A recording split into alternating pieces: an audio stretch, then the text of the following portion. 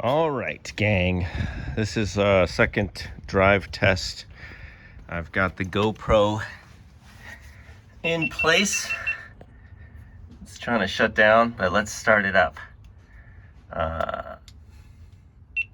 There we go. Are we on video? Yes. All right, let's get this going. I'll show you the video later. The purpose of this drive is to see if there's any noise in the drive shaft, in the drive chain, because I was hearing some rubbing of some sort. So also got the top up for the first time. I'm kind of letting it stretch out. It's been smushed back there for 2 years. It fits, thankfully. It's not in bad shape. Tiny rip right here. I'll try not to get too sidetracked, but this is the first time this thing's going to be out in the sun. So I'm going to get in. We're going to drive around the block, and then we'll see if we hear anything. I am going to shut the engine off and coast because, you know, the engine's too loud to really hear any rubbing sound down there. So let's see what we got going.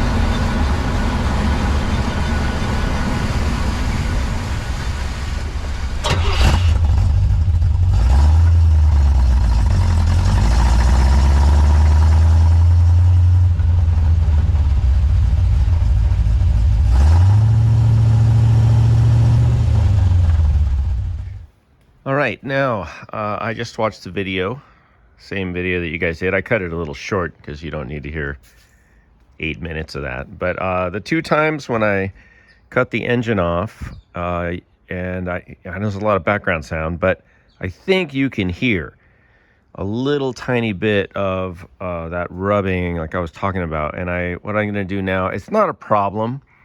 But when I jack the car up the next time and I can get in there, under there, I think I need to look at the area at the front of the diff where the drive shaft attaches. And there's that little space in there. Maybe something's rubbing in there. I don't know. Not a big deal. I don't think it's affecting anything much. Obviously, there's some exhaust chatter at the, let me show you, at the suspension where the differential and the suspension hookup right there. That's not that one, but the one in front is kind of touching, and that one's clear. The passenger side is pretty clear, but driver's side not so much. In any event, I'm not that concerned about it. What I am concerned about is unrelated, this is a non-power steering car, so manual steering. It's tough, man. I mean, it's been a minute since I drove a car without power steering. It's kind of fun in a way. It's nostalgic. However, that coupled with the fact that this is not what rack and pinion. I mean, it's old steering. It's basic old steering. Maybe you guys know the terms. I don't really know all the terms, but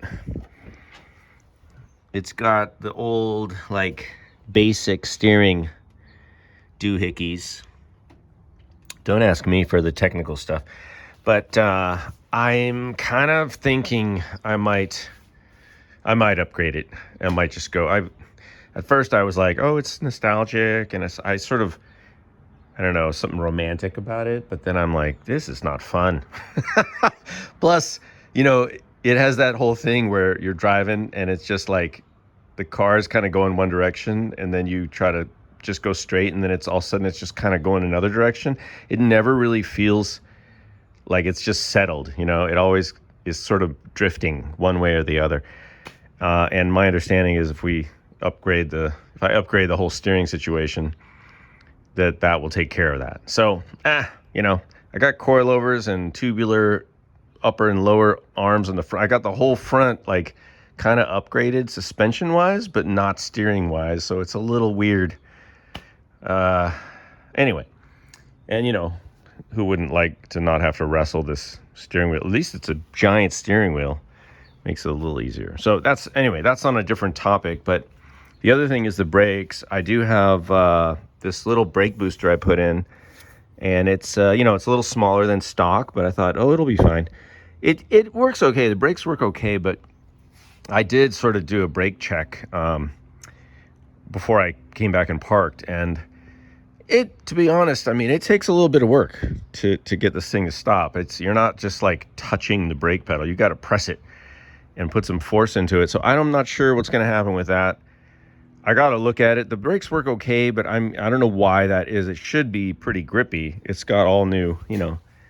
Can we see in there? Everything's pretty new, but I got to check. I got to check to see what's happening with the brakes, make sure each caliper is working as it should, etc., etc. So anyway, I just, you know, this is why this is part of the process. Take it out, see what's happening, make sure it's safe, blah, blah, blah. Last thing is, just real quick, I got the rest of the grill. Well, I got the two sides on and the center in, both sides of the grill. Obviously the bumper's not on, or the, I don't know what you call them. I know in the back they're bumperettes, but are these bumperettes too, right here? The supports. So I have enough of the grill on to drive it legally, I believe. I have to check the lights, make sure they all work. I've got the rear view mirror now in, side mirror. So I think I'm close to this being legal to drive. I just want to make sure it's safe to drive. But it's looking good. Anyway, if you have any thoughts on if you can hear that rubbing, let me know what you think it is. And together, we will persevere. Appreciate you guys. Thanks for watching. See you later.